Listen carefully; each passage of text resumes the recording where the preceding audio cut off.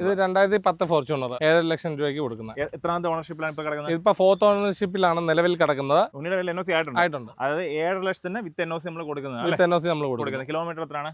Kilometre ഒരു 2 ലക്ഷം. ഞാൻ പറഞ്ഞില്ല നേരത്തെ തന്നെ കിലോമീറ്റർ ഗ്യാരണ്ടി നമ്മൾ പറയുന്നില്ല. പക്ഷെ കണ്ടീഷന്റെ ഗ്യാരണ്ടി നമ്മൾ പറയുന്നുണ്ട്. വണ്ടി നീറ്റ് ആൻഡ് ക്ലീൻ കണ്ടീഷനിലാണ് വണ്ടി കിടക്കുന്നത്. ഓക്കെ, വണ്ടിക്ക് അങ്ങനെ വെളി സൈഡ് നോക്കി കഴിഞ്ഞാൽ അങ്ങനെ ടച്ചോ അങ്ങനെ വലിയ ടച്ചിങ്ങും കാര്യങ്ങളൊന്നുമില്ല. ചെറിയ റീപെയിന്റിങ്ങും കാര്യങ്ങളും വന്നിട്ടുണ്ട്.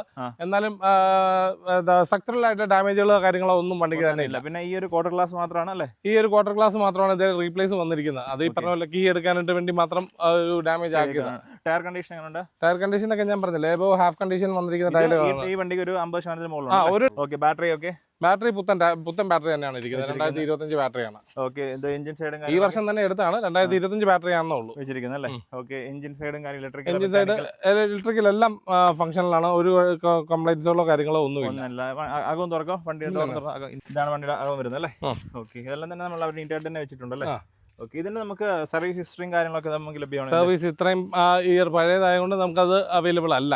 വണ്ടി കണ്ടീഷൻ ആയിട്ട് തന്നെ നിൽക്കുന്നത്. വണ്ടി കണ്ടീഷൻ ആയിട്ട് തന്നെയാണ് നിൽക്കുന്നത്. ഓക്കെ, ഇത് 7.5 ഇത് ഫിക്സഡ് ആണ്. ഓക്കെ, ഇത് നമ്മുടെ 6.5. ഓക്കെ, 2009 2010. അതെ.